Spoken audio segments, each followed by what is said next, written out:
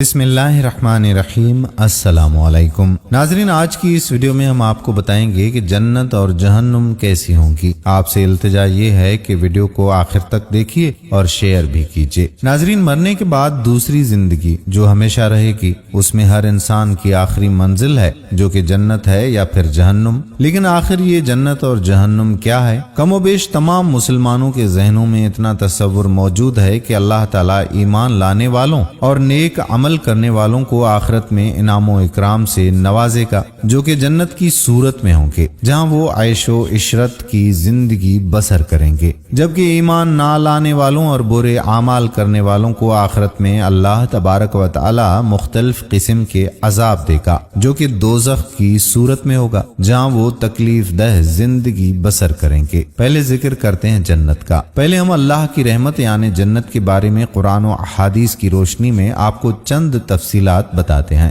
جنت کی چوڑائی زمین اور آسمان کے برابر ہے۔ سورہ آل عمران آیت نمبر 133۔ جنت کے پھل اور بہاریں دائمی ہوں گی۔ سورہ رعد آیت نمبر 35۔ جنت میں بھوک اور پیاس نہیں ہوگی۔ سورۃ طٰہٰ آیت نمبر 118۔ اہل جنت سونے کے کنگن اور سبز ریشم کے لباس پہن کر تکیے دار مسندوں پر مزے کریں گے۔ سورہ کہف آیت نمبر 31۔ اہل جنت عقل پر اثر انداز نہ ہونے والی سفید رنگ کی لذیذ شراب پیئیں گے۔ سورہ صافات آیت نمبر 46۔ اہل جنت کے لیے ہیروں اور موتیوں جیسی شرمیلی نگاہوں والی خوبصورت بیویاں ہوں گی، جنہیں اس سے پہلے کسی جن یا انسان نے چھوا تک نہیں ہوگا۔ سورہ رحمان آیت نمبر 56 سے 58۔ اب چند احادیث بیان کریں گے۔ مسلم شریف میں آتا ہے کہ جنت میں بیماری، بڑھاپا اور موت نہیں ہوگی۔ اسی طرح سے ترمذی شریف میں ہے کہ اگر جنتی عورت اپنے کنگن سمیت دنیا میں جھانک لے تو سورج کی روشنی کو اس طرح سے ختم کر دے گا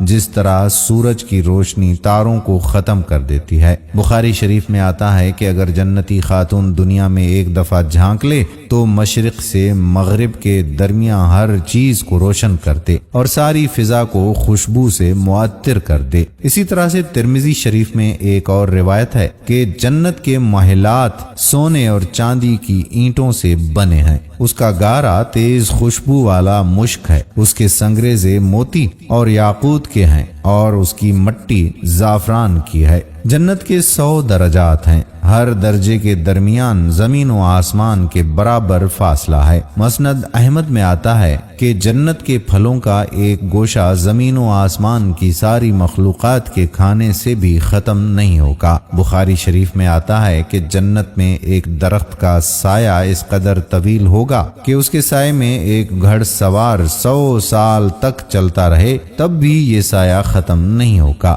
ایک اور روایت میں ہے کہ جنت میں کمان برابر جگہ ساری دنیا اور دنیا بھر کی تمام نعمتوں سے زیادہ قیمتی ہے۔ مسلم شریف میں آتا ہے کہ حوض کوثر پر سونے اور چاندی کے پیالے ہوں گے جن کی تعداد آسمان کے ستاروں کے برابر ہوگی۔ ناظرین، اب اللہ پاک کے غضب اور جلال یعنی جہنم کے بارے میں کچھ آیات ملاحظہ فرمائیں۔ سورہ حج میں آتا ہے کہ جہنمیوں کے لیے آگ کے لباس کاٹے جائیں گے، ان کے سروں پر کھولتا ہوا پانی ڈالا جائے گا جس سے ان کی کھالیں ہی نہیں بلکہ پیٹ کے اندر کے حصے تک گل جائیں گے۔ سورۃ الاعراف میں آتا ہے کہ جہنمیوں کے لیے آگ کا اوڑھنا اور آگ کا بچھونا ہوگا۔ اور سورہ مومن میں آتا ہے کہ جہنمیوں کی گردنوں میں توق، ہاتھوں میں زنجیریں اور پاؤں میں بیڑیاں پہنا کر آگ میں گھسیٹا جائے گا۔ سورہ مدثر میں آتا ہے کہ جہنمیوں کو جہنم میں آگ کے پہاڑ صعود پر چڑھایا جائے گا۔ اسی طرح سے سورہ ابراہیم میں آتا ہے کہ جہنمیوں کو پینے کے لیے زخموں سے بہنے والے خون اور پیپ کا آمیزہ دیا جائے گا۔